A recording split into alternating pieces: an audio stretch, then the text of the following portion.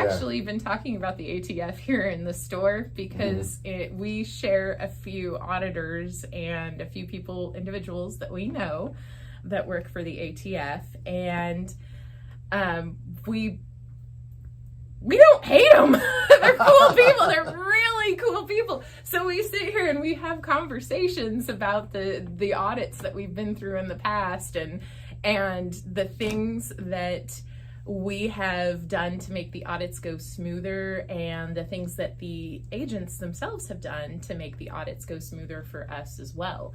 They are there, truthfully, to help us on this side of the counter. And I think it's more the bureaucracy as a whole that people are, because I get that, that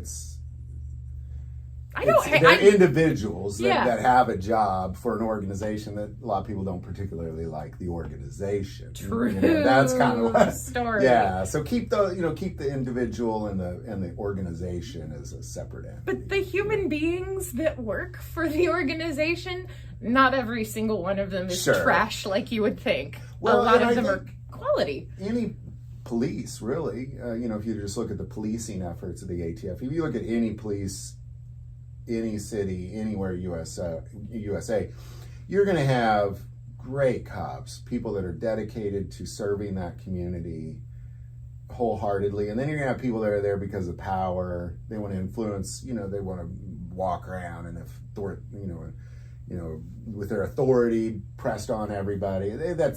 I think that's anywhere. And I'm sure the ATF's the same thing. And I'm sure the FBI is the same thing. And I'm sure the Missouri Department of Conservation is the same thing. And all no matter where you go in life. And to some degree, as much as I hate to say it, but you find that in churches too.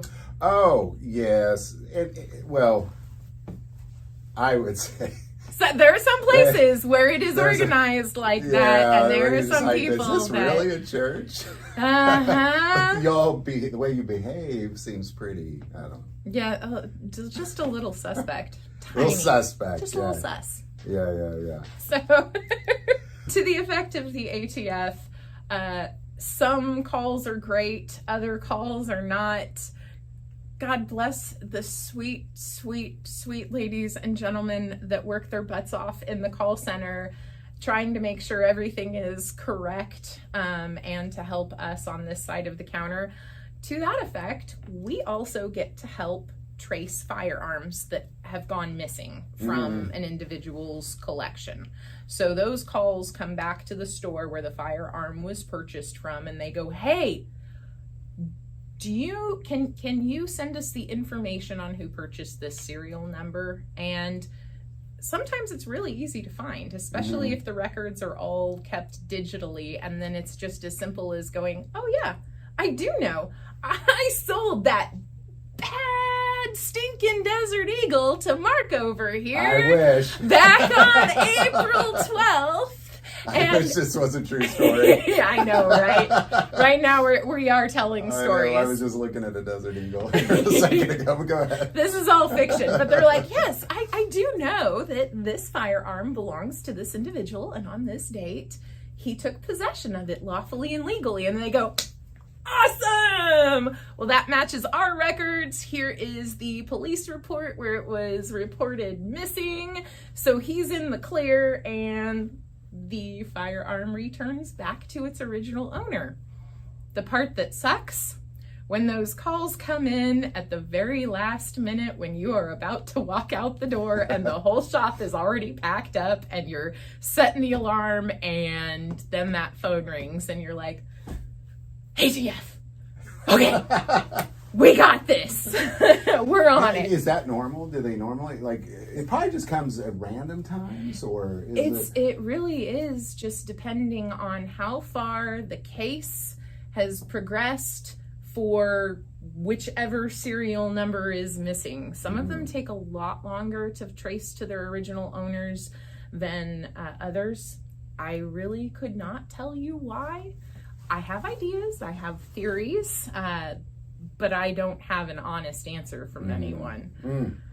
So, can you not, because if you're getting ready to leave and you see the ATF is calling, they got to be done as soon as possible. Okay. And not just for us getting the paperwork finished in a very timely and quick fashion, but this is gonna help you or help someone on the other side of the counter get their property back sooner. So why on earth? I wouldn't want to be delayed myself. I would want somebody like, hey, you still got 3 minutes left on that clock. So would you mind doing a 2 minutes worth of work before you got to leave, please?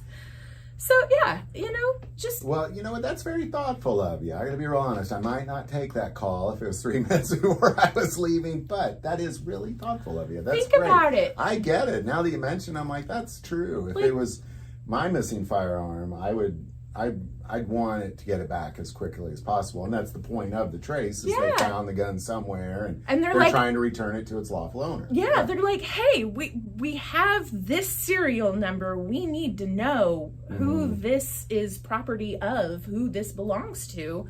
Help. Well, I commend you for getting that done quick. That's good. Trying to. Yeah, that's good. Especially when they call 3 minutes to the end of the day.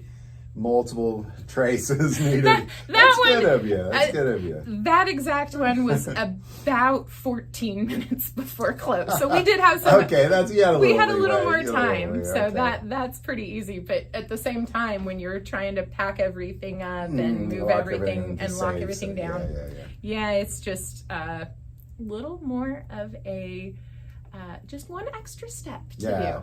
Probably mixed in with some late walking in people and that kind of thing. That happens too sometimes. Hey, that's all right. We help them out as well.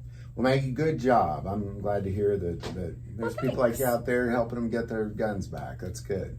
Good. We're in the business of making firearm dreams come true 6 days a week.